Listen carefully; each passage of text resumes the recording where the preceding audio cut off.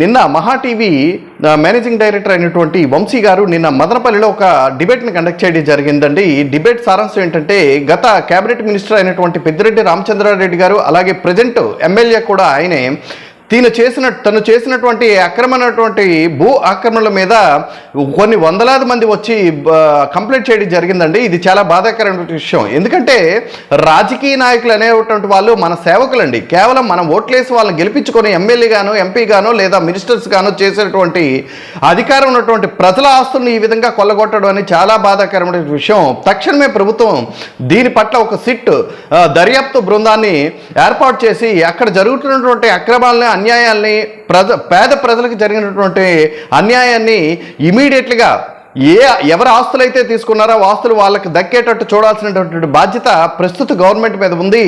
ఈ యొక్క కూటమి ప్రభుత్వానికి నా విన్నపం అండి. ఎందుకంటే తక్షణమే వాళ్ళ మీద